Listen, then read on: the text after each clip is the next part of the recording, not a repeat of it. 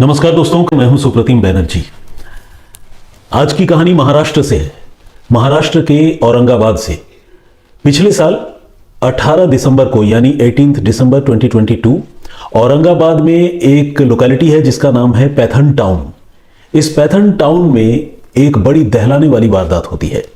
एक मकान में रहने वाले बुजुर्ग दंपत्ति अपने घर में मृत पाए जाते हैं, मरे हुए मिलते हैं।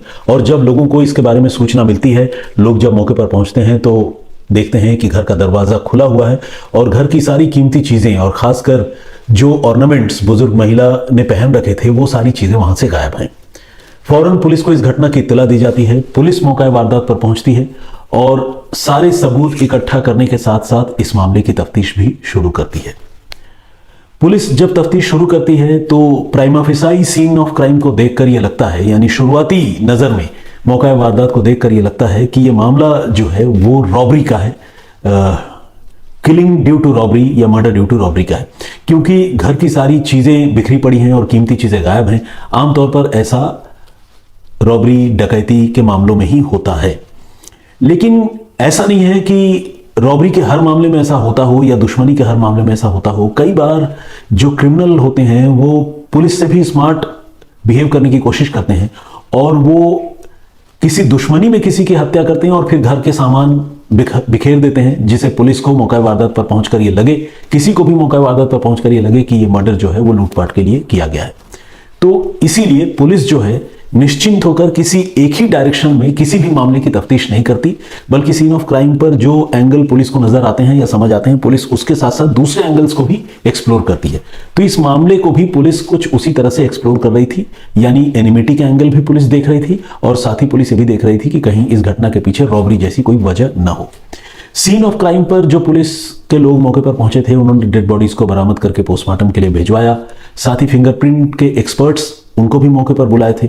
वहां से फिंगरप्रिंट के सैंपल जो है वो कलेक्ट किए गए और इसके बाद पुलिस ने अपनी जांच शुरू की। हालांकि इतने लोगों के बीच में किसी एक आदमी को फिंगरप्रिंट से आइडेंटिफाई करना वो भी अपने आप में बहुत बड़ी चुनौती है, और खासकर तब जब फिंगरप्रिंट का डेटा बैंक ये कहा जाता है कि भारत में और हमारे पास उस तरह का नहीं है जिस तरह का वेस्टर्न कंट्रीज में है, यानी पश्चिमी देशों में है।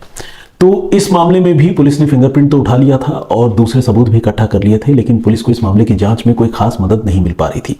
उधर पुलिस ने यह तय किया कि वो सीसीटीवी कैमरे के जरिए जो है क्रिमिनल्स की पहचान करने की कोशिश करेगी जिन्होंने उस घटना के वक्त वहां पर मौके पर मौजूद थे, यानी जिन्होंने उस घटना को अंजाम दिया था। लेकिन पुलिस को इस मामले में भी निराशा हाथ लगी, क्योंकि जिस मकान में यह घटना हुई थी उस मकान के आसपास कोई सीसीटीवी कैमरा नहीं था। तो कुल मिलाकर पुलिस एक बिल्कुल डेड एंड पर थी और अब पुलिस की सारी उम्मीदें जो हैं फिंगरप्रिंट पर ही टिकी हुई थी। तो खैर, फिंगरप्रिंट तो पुलिस के पास था ही। पुलिस ने फॉरेंसिक एक्सपर्ट से यह कहा कि प्लीज आप अपने डेटा बैंक में से चेक करके देखिए कि कहीं कोई क्लू या कोई ऐसा क्रिमिनल जो पहले भी किसी क्राइम में इन्वॉल्व रहा हो उसका तो रोल नहीं है इस मामले में। तो पुलिस के फॉरेंसिक एक्सपर्ट्स ने उस फिंगरप्रिंट को, महाराष्ट्र पुलिस का एक सिस्टम है जिसे कहते हैं automated multi modal biometric system, ये उसी साल जिस साल ये घटना हुई यानी पिछले साल ये सिस्टम जो है पूरी तरह से महाराष्ट्र में लॉन्च की गई थी और वो मई का महीना था। तो उस automated multi modal biometric system का जो डेटा बैंक है, उस डेटा बैंक में पुलिस ने उस फिंगरप्रिंट को इंसर्ट किया और इंसर्ट करने के बाद पुलिस जो है वो ये देख रही थी, इंतजार कर रही थी कि कहीं से कोई मैच अगर इस फिंगरप्रिंट का पता चले तो इस मामले की तफ्तीश आगे बढ़े। इससे पहले कि फिंगरप्रिंट के मैच से रिलेटेड रिजल्ट के बारे में आपको बताऊं, मैं आपको ये बताना चाहता हूं कि ये जो महाराष्ट्र पुलिस का डेटा बैंक है, इस डेटा बैंक में सिर्फ फिंगरप्रिंट ही नहीं बल्कि आइरिस स्कैन की भी व्यवस्था है। आइरिस स्कैन उसको कहते हैं जिसमें आंख की पुतलियों के अंदर हर इंसान के कुछ डिजाइन्स बने होते हैं, बनावट जिसे कहते हैं वो होती है, और वो ठीक फिंगरप्रिंट की तरह ही यूनिक होती है। इसलिए कभी आप लोगों ने देखा होगा कि जहां पर भी बायोमेट्रिक वेरिफिकेशन की कोई प्रक्रिया चलती है, कोई एक्टिविटी होती है, वहां पर फिंगरप्रिंट के साथ साथ वो आंखों के इमेज भी कैप्चर करते हैं, क्योंकि हर आदमी के आंख की पुतली में जो डिजाइन बने होते हैं वो यूनिक होते हैं, वो किसी दूसरे आदमी से मैच नहीं करते। ये भी देखिए कुदरत का क्या निजाम है, क्या व्यवस्था है। तो खैर, और पुलिस फॉरेंसिक एक्सपर्ट्स की मदद से, जैसा कि मैंने आपको बताया, उसी डेटा बैंक में फिंगरप्रिंट की तलाश कर रही थी, उसके मिलान की कोशिश कर रही थी। और इसमें करीब 6 घंटे लगे पुलिस को और आखिरकार पुलिस को इसमें कामयाबी मिल गई। पुलिस को यह पता चला, फॉरेंसिक एक्सपर्ट्स ने बताया कि एक आदमी से फिंगरप्रिंट मैच हो रहा है और उस आदमी का नाम है आसिफ शेख।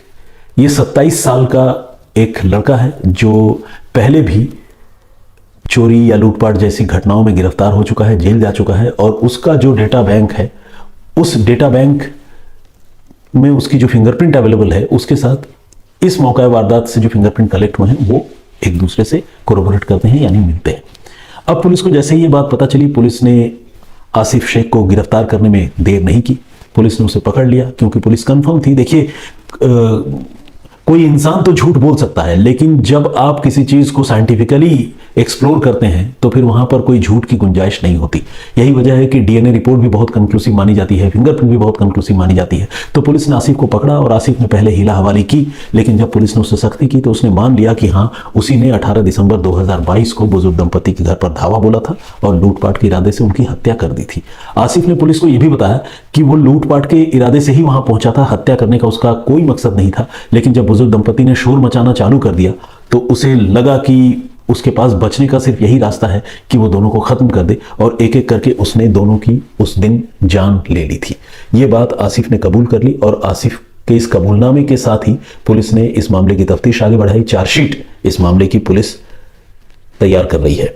अब एक और अहम बात वो ये कि महाराष्ट्र पुलिस ने आखिर ये कमाल कैसे किया, क्योंकि मैंने आप सबसे कहा कि भारत में फिंगरप्रिंट का बैंक उतना स्ट्रांग नहीं है जितना विकसित देशों में है, लेकिन महाराष्ट्र पुलिस ने यह कमाल कर दिया है।